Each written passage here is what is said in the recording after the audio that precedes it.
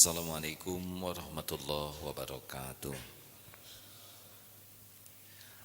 Alhamdulillahi rabbil alamin.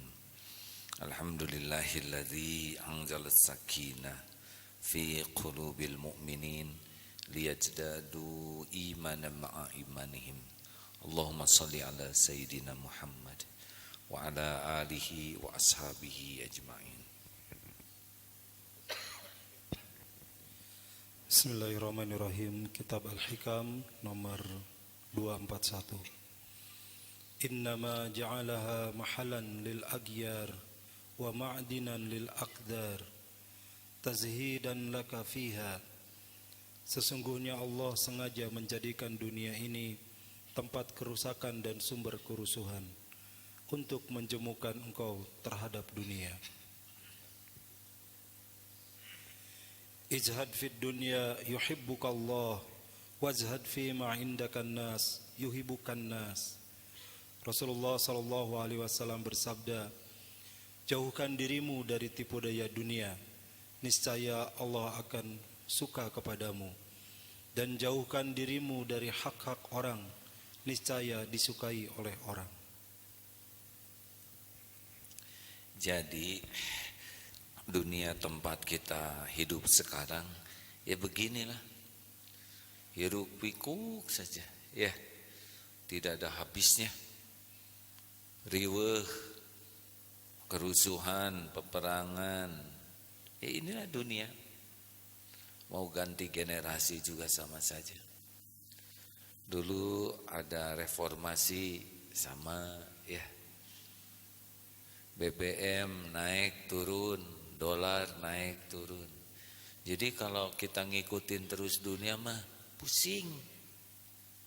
Benar? BBM naik, stres. BBM tidak dibalas, ngambek. Jadi lihat dunia mah rileks saja. Karena dunia ini memang tabiatnya begini. Dolar naik, tenang saja. Pertama, gak punya dolarnya. Yang kedua, Tuhan kita itu Allah. Yang paling penting, bukan dolar. Dolar naik turun, tetap saja yang menjamin kita adalah Allah. Saya ingat dulu waktu BBM naik, ada mahasiswa yang menjahit mulutnya. Di film sebentar. Sudah begitu tidak ada lagi yang milem, tinggal dia saja sakit, ya lapar, gunting aja sendiri. Makanya lihat dunia mah jangan pakai hati. Gak ada yang bisa dipegang. Yang bisa dipegang ya hanya Allah saja. Makanya orang sibuk dengan partai tapi tidak sibuk dengan Allah, penguasa kejadian, stres. Sibuk dengan bisnis tapi tidak sibuk dengan Allah yang mengatur rezeki, stres. Sibuk dengan jabatan, pangkat tapi tidak sibuk dengan Allah yang menetapkan.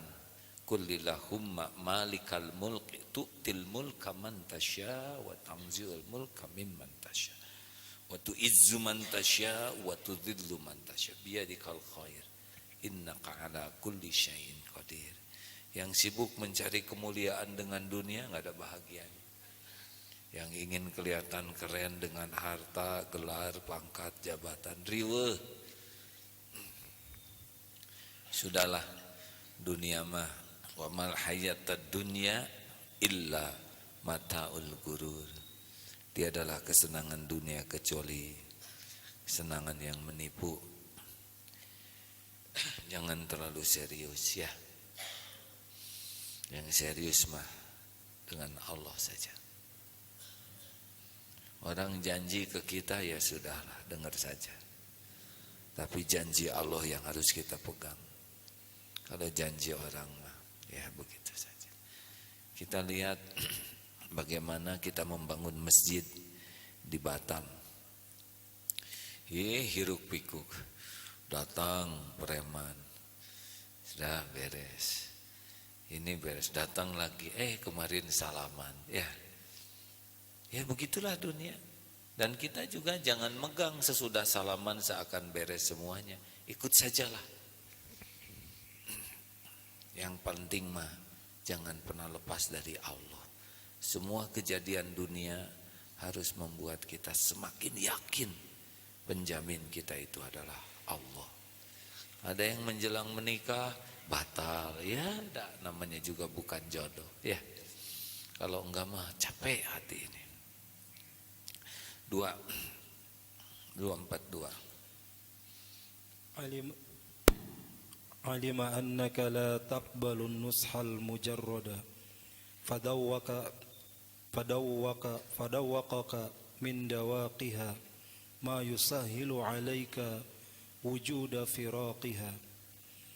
Allah telah mengetahui bahwa engkau tidak dapat menerima nasihat yang hanya berupa teori atau kata-kata. Karena itu Allah merasakan kepadamu rasa pahitnya untuk memudahkan bagimu cara meninggalkannya. Ya, jadi kita sudah dengar nih teori mah banyak. Tapi susahlah mempannya teori itu, terutama bagi pecinta dunia. Ya seperti saya gitu, dinasehatin jangan cinta dunia, jangankan dinasehatin, saya yang ceramah tentang jangan cinta dunia, tetap nempel. Baru saja ketika Allah mendatangkan badai caci maki, dikucilkan, dipermalukan, dijauhi, baru ngerti itu dunia tuh seperti itu. Dari dulu kajian hikam ini kan sudah dilakukan. Jangankan dinasehati, menasehati dengan teori. Tapi untuk lepas dari dunia ini yang paling mantep mah memang dikasih kejadian yang pahit, ditipu, bangkrut, dihina orang, ditinggalkan, dicaci maki. Itu lebih paten untuk merasakan bahwa dunia ini tidak ada apa-apanya. Maka jangan heran yang tahu ilmu agama, yang ceramah kelakuannya beda dengan kenyataan yang disampaikan. Nasihat terbaik adalah memang kepahitan. Jadi jangan heran kalau Allah menolong kita dengan pahitnya. Seperti yang jatuh cinta gitu ya, lalu mabok asmara. Yang dinasihatin susah, yang paling manis mah ditinggalin ya. Dengar dulu kisah ibu-ibu itu yang suaminya habis haji atau habis lebaran, plong pergi, tidak bilang-bilang.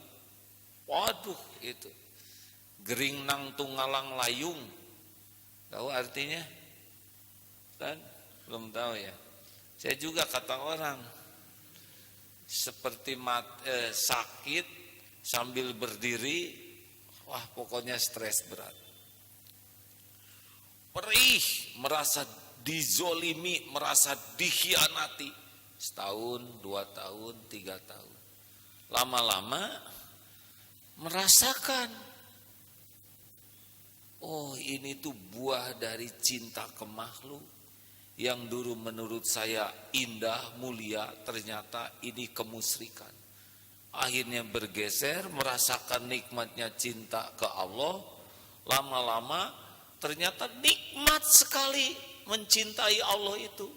Itu datang suami hadirin. Sudah gak ada sisanya di hati.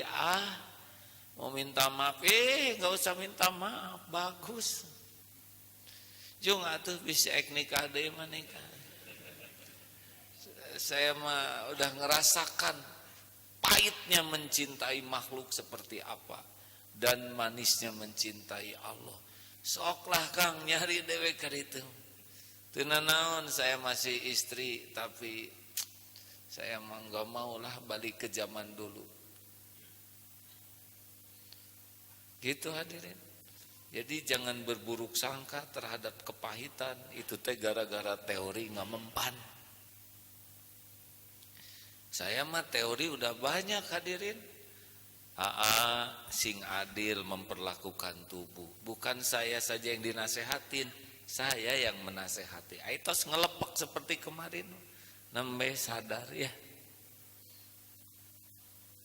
Jadi memang perlu sekali kepahitan yang membuat kita bisa merasakan teori teh benar. Kalau hanya teori suka tidak mempan. Tara tegang semua sekarang. Ya sudah segitu saja. Satu lagi.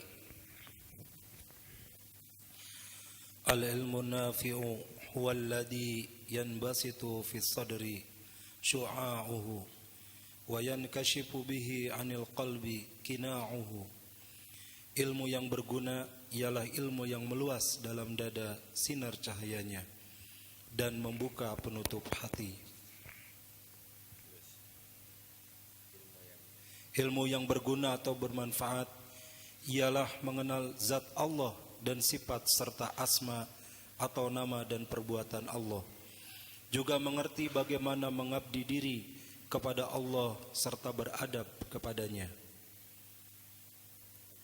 Nabi Daud alaihissalam berkata, ilmu di dalam dada bagaikan lampu di dalam rumah. Imam Malik bin Anas radhiyallahu an berkata, bukan yang bernama ilmu itu kepandaian atau banyak meriwayatkan, tetapi ilmu itu hanya nur yang diturunkan Allah dalam hati manusia, dan bergunanya ilmu itu mendekatkan manusia kepada Allah dan menjauhkannya dari kesombongan diri. Al-Junaid berkata, ilmu itu ialah mengenal Tuhanmu dan tidak melampaui kedudukan dirimu, yaitu menyadari kehambaanmu. Jadi di Darut Tauhid banyak orang yang tahu ilmu agama, tapi akhlaknya tidak sesuai dengan ilmunya, itu berarti ilmunya tidak manfaat. Karena ilmu itu adalah cahaya yang membuat hati semakin lapang, semakin bersih, itu barokah dari mengenal Allah. Jadi ilmu agama yang banyak tapi tidak yakin ke Allah, apalagi ilmu agama yang banyak tapi membenci Allah, ini merupakan petaka. Siapa orang yang membenci Allah? Orang yang membenci Allah adalah orang yang tidak ridho kepada takdir yang Allah buat. Nyata ini hadirin ya. Jadi walaupun ilmu agama banyak, walaupun dia bercerita tentang agama, tapi kalau dia tidak ridho kepada takdir, berarti dia tidak ridho kepada Allah sebagai Tuhannya. Pasti punya Tuhan yang lain, pasti itu. Tuhannya nafsu, menuhankan nafsunya, menuhankan makhluk. Makanya dia tidak ridho kepada Allah Subhanahu wa taala karena dia punya Tuhan yang lain. Mungkin Tuhannya adalah suaminya, nafsunya, hartanya, penampilannya, popularitasnya. Makanya ketika Allah menakdirkan sesuatu, dia tidak ridho, tidak terima takdir itu. Dia tidak suka kepada Allah. Makanya hati-hati ilmu agama yang dimiliki tapi tidak membuat ridho kepada Allah, berarti pendusta. Ingat ya, wa faman radiya falahu ridho. Barang siapa yang ridho kepada ketentuan Allah, Allah ridho kepadanya. Dan barang siapa yang murka, marah kepada takdir Allah, maka Allah pun murka kepadanya. Dan kita boleh membenci orang yang dibenci Allah, kita boleh marah jikalau Allah marah kepadanya. Itu kemarahan yang sah. Jikalau Allah membenci sesuatu dan kita ikut benci, sah. Itu kebencian yang paling sah. Kalau Allah murka dan kita ikut murka, itu sah. Kemurkaan yang bukan karena nafsu. Rasulullah marah kepada apa yang dimarah Allah, tapi tidak marah karena marah nafsunya. Hadirin sekalian, hati-hati ini belajar pesantren di sini, alat ukurnya makin lapang tidak hatinya. Kalau hatinya makin sempit, pasti dunia yang dicari, bukan Allah yang dicari. Karena Allah lah yang menurunkan sakinah. Terima kasih.